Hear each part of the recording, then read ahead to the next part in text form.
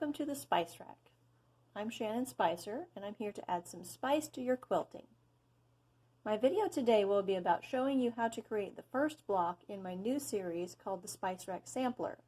This is a series of 12 blocks that I've created based on classic designs to which I've added my own modern twist.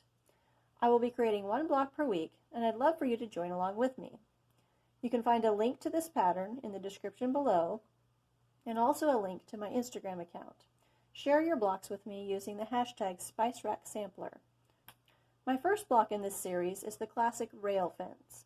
I'm sticking with just 2 solid colors to achieve a modern look, and I wanted to fit in several stripes, so I chose to go with 3 of each color. For my version of the rail fence, I decided to go with 6 different strips. So I've got 3 in Kona bone and 3 in Kona lime. And instead of cutting them into pieces, I'm actually going to do strip piecing, sew them the complete length, and then we will subcut. Once you've cut all your strips, you'll take a dark and a light with right sides together and sew down the complete length of the strip using a 1/4 inch seam allowance. Once you have your strips all sewn together, then you'll want to press your seams. I like to press my seams open as much as I can, if possible. And I know some people don't like to do that. It's a little bit more of a pain. But what I do is I will use my fingers and split the seam open, finger press, and then you can come in here with your iron and just press that.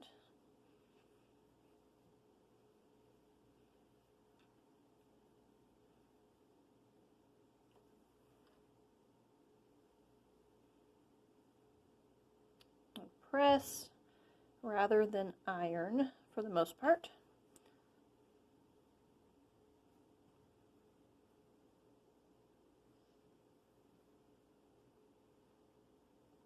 Oh, got a little piece there that needs fixed.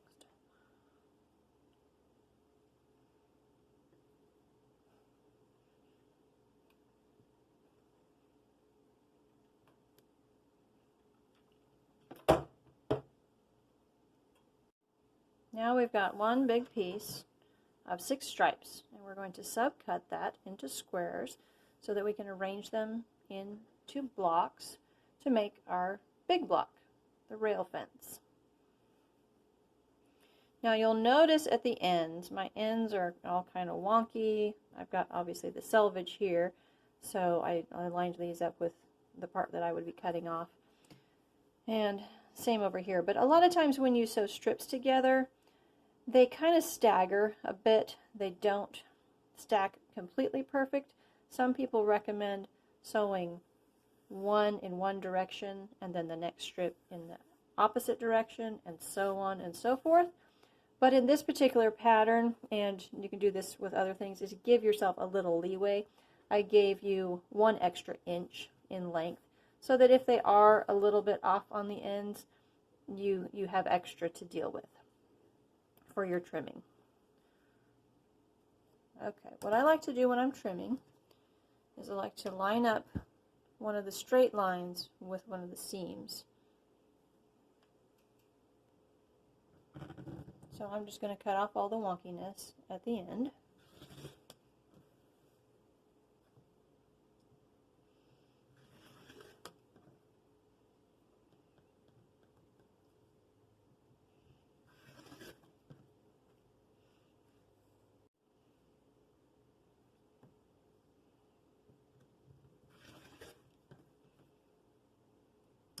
I'm telling you, I am always nervous when I cut.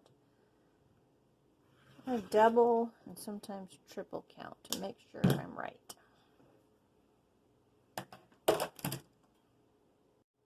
Okay, so now we have 4 blocks, and I don't quite have room on my camera here, but we're just going to rotate them just a little bit.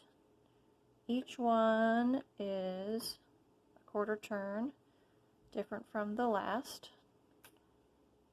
And there we go. So now we will attach these 2 blocks together, and then we will attach these 2 blocks together, and then we will attach the top row to the bottom row, pressing in between each time. You'll notice I actually turned these so that the green is in the center. I double checked with my diagram to make sure that I was sewing it together the way I wanted it to be. You really could do either way, but I kind of like this design better. So I'm going to take this piece and I'm going to sew it over here to this one.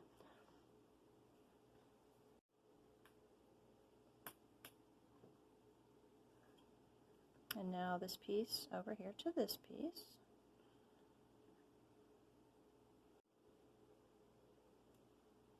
One tip I will give you is both times I sewed the piece that had all the seams like this on top.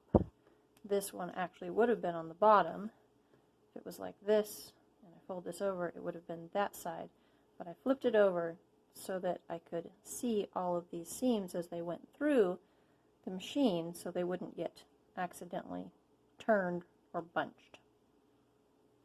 Now I'm going to press them open. I went ahead and pressed my seam open again. You can press it to one side if you want, but if you press it to one side, make sure the top is to one direction and the bottom is to the other so that the seams will nest together. Just whichever way you prefer, but for this particular one I just decided to go open. Now we will attach the top piece to the bottom piece. And at this stage, and even on these seams, what I like to do is I like to backtrack just a little bit at the beginning and the end, and I will do that here as well, so that when the block is complete, it doesn't have any pieces that can start to open up as I set it aside and, you know, store it.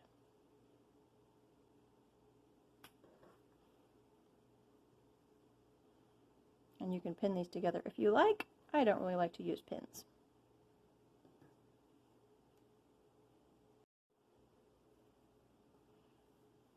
And here it is complete. Any which way you turn it, it still has the same design. The rail fence block.